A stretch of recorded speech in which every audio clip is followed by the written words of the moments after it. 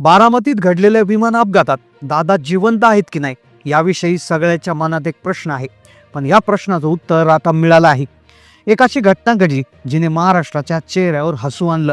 मुख्यमंत्र्यांनी एक अशी गोष्ट सांगितली की ज्यामुळे दादांच्या चाहत्याच्या डोळ्यातलं पाणी थांबलं. जे लोक दादांना प्रेम करत होते ते लोक आता हसू लागले आहेत. कारण की 28 तारखेला विमान अपघात झाला होता.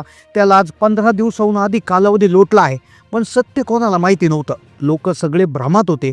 दादा जिवंत आहेत, दादा परत येणार अशा बातम्या उठत होत्या.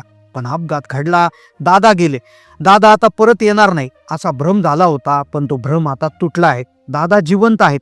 त्यांना कुठे ठेवलं या संदर्भात माहिती देणारी एक बातमी समोर आली. दादा जिवंत आहेत, ते परत आलेत. ते आता कोणत्याही गुन्हेगाराला सोडणार नाही. दादा आलेत, सोबत एक फाईल घेऊन आलेत अशा प्रकारची एक बातमी व्हायरल झाली. पण आता काय दादांचा अपडेट आलाय? कारण की काल रात्रीच बारामतीमध्ये घडामोड घडली आणि ज्याने संपूर्ण महाराष्ट्रातल्या डोळ्याचं पाणी थांबले. महाराष्ट्रात जल्लोष सुरू झाला. कारण की बारामतीत अचानक काही रात्री गाड्या येताना दिसल्या.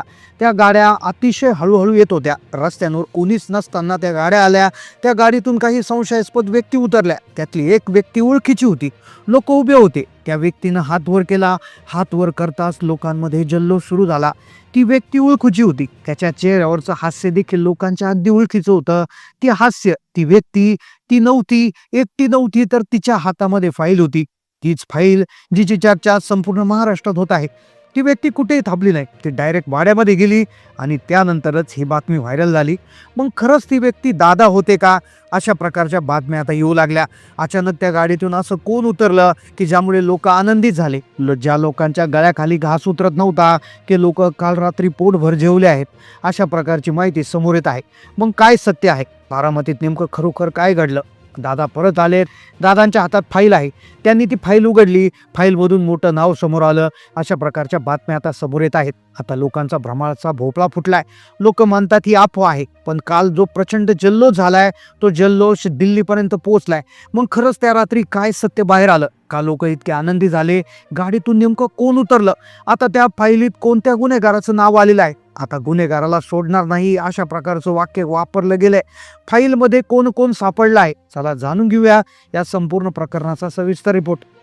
दादा जिवंत आहे आणि दादा परत आले. आता ते कोणाला सोडणार नाही. बारामतीचा सिंह पुन्हा परत आलाय.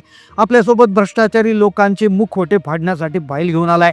पुढील 10 सेकंदात तुम्ही जे ऐकणार आहात ती केवळ बातमी नाही, तर महाराष्ट्राला हादरा देणारी आणि अंगावर काठी उभी करणारी कहाणी आहे. एक नाव ज्याच्या भोवती अनेक दिवसापासून संकट उभी होती. एक व्यक्ती जो संपला, त्याचा दुर्दैवी अंत झाला अशी माहिती प्रसारित होत होती. पण तीच व्यक्ती आज अचानक जिवंत उभी राहिली. जेव्हा रात्री काही गाड्या बारामतीच्या दिशेला गेल्या, रस्त्यावर कुणीच नव्हतं. कार्यकर्त्यांच्या डोळ्यात पाण्याचा ओलावा होता. पण अचानक या गाडीतून काही लोक उतरले. त्यातील एक व्यक्ती लोकांच्या ओळखीचा होता, ज्याने कार्यकर्त्यांच्या डोळ्यातलं पाणी थांबलं. जल्लोषातलं वातावरण सुरू झालं. तोच व्यक्ती उतरच्या क्षणी त्यांच्या हाताकडे पाहिलं तर हातात ती फाईल होती. ती फाईल घेऊन ती व्यक्ती वाड्यात निघून गेली आणि इथूनच खरा खेळ सुरू झाला. सोशल मीडियावर प्रचंड अफवांचा धुमाकूळ सुरू आहे. या सगळ्यांच्या पार्श्वभूमीवर एक अचानक घटना घडली जिने नियतीचा आखलेला डाव बदलून टाकला. लोक ज्यांच्यासाठी प्रार्थना करत होते, ज्यांच्यासाठी डोळे त्यांचे ओले राहत होते, काही लोकांना तर जे घास गोड लागत नव्हता, ती लोक आता प्रचंड खुश झाले आहेत. कारण की जेव्हा एक व्यक्ती जो महाराष्ट्राच्या मनात घर करून बसला आहे, प्रत्येकाला वाटतं ते परत यावे. अचानक तो व्यक्ती एका गुप्त गाडीतून उतरला. हजारो लोकांच्या डोळ्यावर विश्वास बसत नाही. कालपर्यंत या प्रकरणात वेगवेगळे खुलासे केले जात होते. रोहित पवार यांनी मुंबईनंतर दिल्लीमध्ये पत्रकार परिषद घेऊन अक्षरशः संपूर्ण देशात वादळ निर्माण केलं. पण अचानक काल मध्यरात्री ही घटना घडल्यामुळे सगळं चित्र उलटं फिरलं. अचानक काल रात्री काही अशा हालचाली झाल्या, अशा काही घटना घडल्या ज्यामुळे लोकांच्या मनात आता विश्वास निर्माण झाला आहे. त्याच्यातून अचानक गाडीतून हालचाली घडल्या. या हालचालींची चर्चा आज सकाळपासूनच महाराष्ट्रात सुरू आहे. मग नेमकं काय घडलं त्या काळोख्या रात्री? मग खरंच कोण आलं होतं त्या दिवशी? तो अपघात होता की दुसरंच काहीतरी? मग हा फक्त अफवांचा स्फोट झाला की खरंच दादा परत आले? जेव्हा निधन झालेले आपले नोखले ते परत येतात तर असं लोक म्हणत होते, तेव्हाच दादा तिथे आले, तेव्हा गोष्टी सगळ्यात समोर येतात असं सांगितलं होतं. पण अचानक एक गाडीतून उतरला व्यक्ती, तो पाहता क्षणी सगळ्यांच्या डोळ्यातलं पाणी कसं काय थांबलं? दादा जर आत नाही म्हणावे तर मग कसं काय हे सगळं झालं? लोक आनंदित कसे झाले हा प्रश्न विचारला जातोय. दादा मृत्यूच्या दारातून कसे काय परत येऊ शकतात? खरं तर हा प्रश्न आहे, पण या प्रश्नामागचं सत्य त्यापेक्षाही धक्कादायक आहे. ही घटना जी आहे ही एका नेत्याची नाहीये, तर जनतेच्या आणि सर्वसामान्य माणसाच्या हशीची ताकद आहे. खरं तर हा चमत्कार म्हणावा की दुसरंच काहीतरी, कारण की अचानक एक गेलेली व्यक्ती ती गाडीतून डायरेक्ट उतरते, त्यांच्या हातात असते फाईल आणि त्यामुळे लोकांच्या डोळ्यातले अश्रू थांबतात. काही दिवसांपूर्वी महाराष्ट्र शोक सागरात बुडाला होता, पण अचानक सगळा शोकच महाराष्ट्र विसरला. त्या रात्रीचं गूढ सत्य नेमकं काय आहे? काय गुपित दडलं होतं? गाडीतून कोण उतरलं? हातात कोणती फाईल होती? त्या व्यक्तीला पाहता क्षणी लोकांच्या चेहऱ्यावर हसू कसं काय आलं? नेमकं ती व्यक्ती कोण होती? काय हास्याचं कारण आहे? खरंच दादा आले का? दादांनी फाईलमधून कुणाची नावं घेतली आहेत? आता कोणत्या गुन्हेगाराला सोडलं जाणार नाही हे कसं शक्य आहे? पहा, बारामतीतून जी दृश्य समोर येत आहे त्यावर कोणाचाही विश्वास बसत नव्हता, म्हणजे जे सत्य समोर आलंय ते नाकारता येत नाही. पहा, गेल्या काही दिवसापासून ज्या गोष्टीने महाराष्ट्राचा श्वास रोखून धरला होता, ज्या एका घटनेमुळे बारामतीच्या गल्लीबोळातून तर दिल्लीपर्यंत सगळ्यांची भीती दुःखाची लाट पसरली होती, त्या घटनेला एक अकल्पनीय कलाटणी मिळाली आहे. आपण सगळ्यांनी ती चर्चा ऐकली. असं बोललं जात होतं की दादा आता आपल्यात नाहीये. दादाच्या संदर्भात अघटित घडले. लोकांच्या मनात शंका आणि भीती होती, डोळ्यात पाणी होतं. बारामतीचा तो बंगला, दादांचं निवासस्थान, जिथे कार्यकर्त्यांची गर्दी होती, गर्दीत प्रशांत शांतता पसरली होती. पण पुन्हा डाव हा काल रात्री उलटा फिरलाय.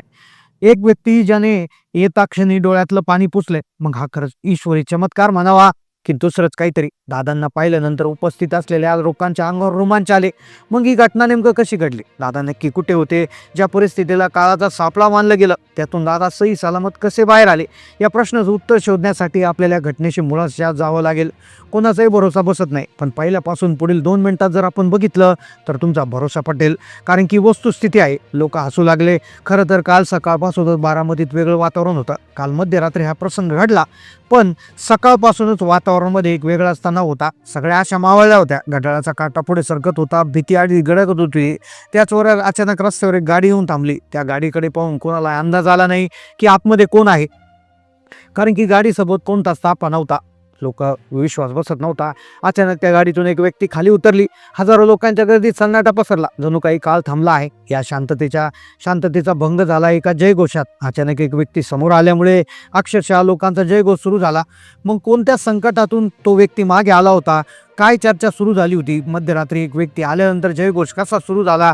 लोक म्हणू लागले, देवतारी त्याला कोण मारिक?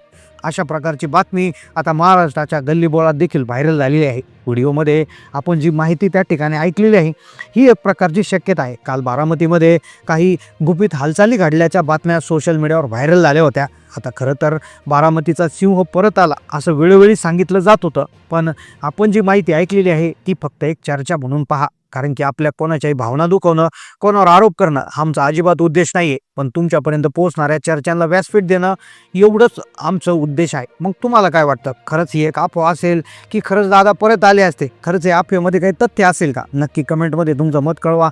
चॅनलला नवीन असेल तर सबस्क्राईब करा. धन्यवाद.